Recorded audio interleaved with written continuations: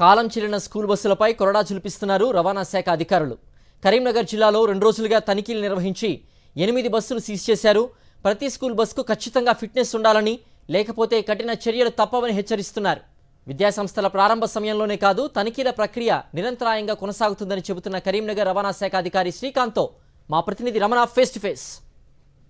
Academic year ప్రారంభమైన నేపథ్యంలో రవాణా శాఖ అధికారులు ఫిట్నెస్ లేని బస్సులపైన ఇప్పుడు కూడా జులిపిస్తున్నారు. ముఖ్యంగా విద్యా సంస్థలకు సంబంధించి చాలా కాలంగా బస్సెస్ నడుపుతున్నారు. వాటికి సంబంధించిన ఫిట్నెస్ విషయంలో వాళ్ళు పట్టించుకోకపోవడంతో, అదేవిధంగా పరిమితికి మించి విద్యార్థుల సంఖ్య పెరుగుతుందనేది ఒక ఆరోపణ కూడా ఉంది. ఈ నేపథ్యంలో మనతో పాటు ఇక్కడ రవాణా శాఖ కమిషన్ ఒకసారి మనం మాట్లాడించే ప్రయత్నం చేద్దాం అధికారితోని. సో ఏంటి అసలు ఈ 2 రోజుల నుంచి డ్రైవ్లో ఎంతమందిని, అసలు ఎన్ని బస్సులు సీజ్ అయినాయి, ఏంటి సిచ్యువేషన్ స్టేటస్ తెలుసుకునే ప్రయత్నం చేద్దాం. సార్ చెప్పండి, ముఖ్యంగా ఎట్లా ఉందంటే జనరల్గా ఈ 2 రోజుల నుంచి మీరు డ్రైవ్ చేపట్టారు కదా, ఎట్లా అనిపిస్తుంది? ఎన్ని బస్సులను సీజ్ చేశారు సార్? ఎన్ని బస్సులను ఇప్పటివరకు తనిఖీ చేశారు? మొత్తం ఈరోజు నిన్నటి నుంచి ఒక స్పెషల్ డ్రైవ్ తనిఖీ కొనసాగుతూ ఉన్నది. దానిలో భాగంగా నిన్న 4 బస్సులు సీజ్ చేయడం జరిగింది. ఈరోజు వచ్చేసి 2 బస్సులు సీజ్ చేశాము. బస్సులే కాకుండా కొన్ని ప్రైవేట్ బస్సెస్, అంటే ప్రైవేట్ కార్స్ ఉన్నాయి, ఎల్ఎవి ఓమిని కార్స్ అంటారు. అవి కూడా కొద్దిగా స్కూల్ బస్సెస్గా వాళ్ళు కన్వర్ట్ చేసుకుని తిప్పుతూ ఉన్నారు. అంటే స్కూల్ పిల్లలను క్యారీ చేస్తూ ఉన్నారు. వాటి కూడా ఇల్లిసిట్ ఆపరేషన్కి వాటి కూడా బుక్ చేసి సీజ్ చేయడం జరిగింది. మన కరీంనగర్ జిల్లాలో ఇప్పటివరకు 610 బస్సులు ఉన్నాయి ఫిట్నెస్కి. అందులోని మొత్తం దాదాపు 450 వరకు ఫిట్నెస్ అయినాయి. మిగతా 100-150 పైగా పైసలుకున్న వాటిలో కొన్ని 15 సంవత్సరాలు దాటి కూడా ఉండొచ్చు.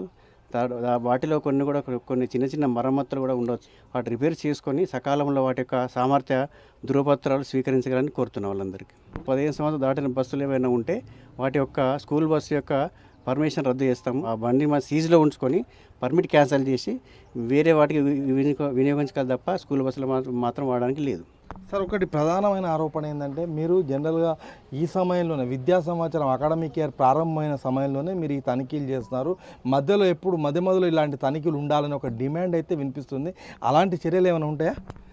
తప్పకుండా ఉంటాయండి. ఈ డిమాండ్ ఎప్పుడు కొనసాగుతున్న సమస్య అనేది. వీటే కాకుండా ఈ స్కూల్ యొక్క పునఃప్రారంభాలను దృష్టిలో ఉంచుకొని ఈ స్కూల్ యొక్క ప్రారంభ పీరియడ్లో ఎక్కువ కొనసాగుతుంది. దాని తర్వాత కూడా నిరంతరం కొనసాగుతూ ఉంటుంది. అంటే ముఖ్యంగా ఇప్పటివరకు కొన్ని అక్కడక్కడ ప్రమాదాలు జరిగిన నేపథ్యంలో ఇప్పుడు ఉన్న స్కూల్ యాజమాన్యాలకు, విద్యా సంస్థల యాజమాన్యాలకు మీరు ఇచ్చే సూచనలు ఏంటి సార్? ఇచ్చే సూచన ఏంటంటే, ఈ యొక్క యాజమాన్యం కానీ, తర్వాత పేరెంట్స్ కమిటీ కానీ 3 monthsకి ఒకసారి పేరెంట్స్ కమిటీ మీటింగ్ పెట్టుకోవాలి. పెట్టుకున్న తర్వాత వాళ్ళకి డ్రైవర్ యొక్క అర్హత, తర్వాత అనుభవం, తర్వాత వాళ్ళ యొక్క ఆరోగ్య పరిస్థితి దృష్టిలో ఉంచుకొని కంటి చూపే కానీ, బీపీ కానీ, షుగర్ కానీ, లేదా ఏదన్నా వాళ్ళకి ఏదైనా చెడు అలవాట్లు, సిగరెట్ తాగడం కానీ, తర్వాత గుట్కా, తంబాకు లాంటి తీసుకోవడం ఉంటే మేనేజ్మెంట్ కానీ, పేరెంట్స్ కమిటీ కానీ వీటి పట్ల దృష్టి సారించి అటువంటి డ్రైవర్స్ ఎవరైనా ఉంటే వాళ్ళకి వారిపై తగు చర్యలు తీసుకోవాలని విద్యా సంస్థల యాజమాన్యానికి కోరుతున్నారు. మొత్తంగా అంటే ఈ డ్రైవ్ అయితే కొనసాగుతుంది. ఇప్పుడు విద్యా సంవత్సరం ప్రారంభోత్సవం కాకుండా మున్ముందు కూడా అంటే ఇట్లాంటి కాలం చెల్లిన బస్సులు, అదేవిధంగా పరిమితికి మించి విద్యార్థులను ఎక్కించుకోవడం, ఇలాంటి అంశాల పట్ల ఖచ్చితంగా సీరియస్గా దృష్టి సారిస్తామని చెప్పేసి రవాణా శాఖ అధికారి శ్రీకాంత్ చెప్తున్నారు.